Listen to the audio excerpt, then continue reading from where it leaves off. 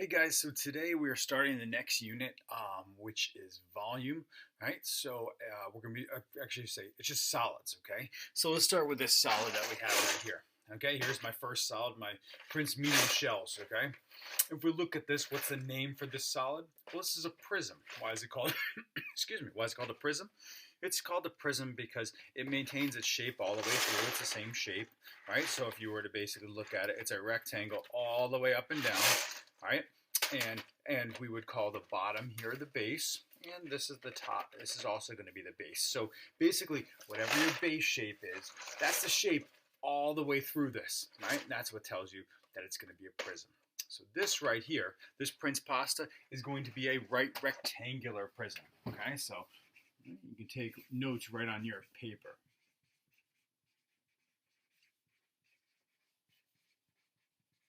Okay, so. All right, so just do this with me in your notebook or scrap piece of paper or whatever, right? But make sure you keep these notes to help you do this, okay?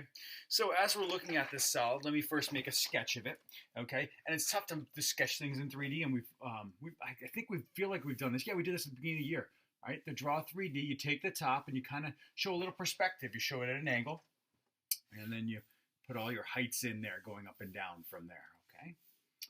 If something's in the back, it gets a dotted line. Right, so there's our solid.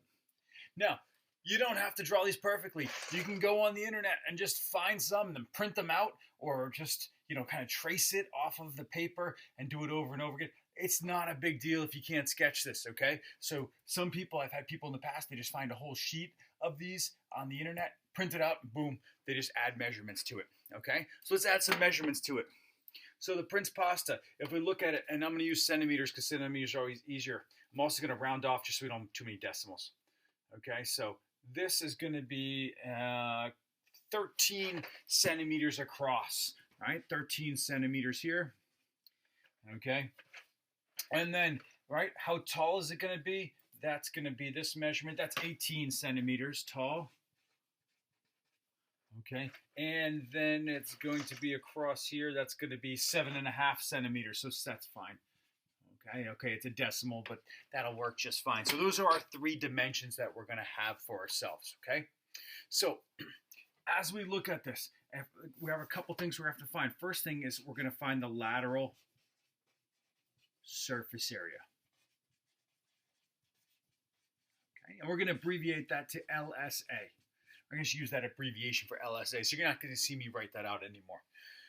Okay, so lateral surface area, that's basically all the sides. So if we look at this box, it's where you see all the advertising, right? You don't look at the top and the bottom, right, when you pick up a box of pasta. You look at the front to see what, who it's made by, what type of pasta it's going to be. You may look at the back to see how it's made, or maybe you look at the health ingredients, right? Or, I'm sorry, the health information and the ingredients. And then over here, they have the little blur, which you really probably don't read. But you can see that the bottom and the top, they have nothing important on it. So the lateral surface is basically where they put all the advertising, right? Everything they want you to see, right? So these lateral surfaces are the faces on the sides. Faces on the sides. Or another way to put it is the non-bases. Okay? All right? So these are the top and the bottom. These are the bases, right? This is what gives it its shape, okay? So if we look at it, what do we have? Well, we have the front of the Prince box, right? And so I'm just going to draw that out. That's a rectangle, and it's 13 by 18. All right, we have the side over here, which has the nutritional information. What are the dimensions of that? Okay, that's this right here. That's 7.5 by 8. Okay, we have the back right here. Another one, and the back is the same as the front, right? Those two are identical, so that's going to be 13. And then we also have the other side. We haven't done this one labeled yet. I can put it here. I can put it over here. I'm going to put it over here just because the 18 kind of, right, is in the way over there. Oh, but that should be an 18 as well. And so that's also going to be 7.5. So the lateral surface area is the area of all the lateral surfaces. These are our lateral surfaces, excuse me, lateral surfaces, the ones that aren't bases. So just find each of those areas for ourselves, okay? Now it just comes down to some math here, right? So we have to do 18 times 13. So I pull out my calculator and I do 18 times 13 because we just did all that area stuff, and we know that this is an area of 234. Okay. Hey, this one's 18 by 13 as well, so that's 234. Notice I'm circling all the areas for myself. Just kind of, there's lots of numbers on here. By circling it, I know that that's going to be the area. For this one, it's 7.5 by 18. 135. And then this is going to be identical. The lateral surface area is this area of all the lateral surfaces. Well, I have each of the individual areas, add them all up, and see what you get.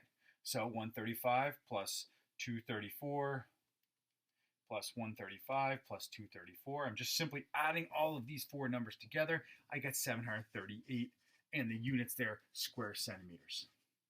Okay, so there's my lateral surface area, the area of all my lateral surfaces. Okay, now the next one we're going to ask for is the total surface area.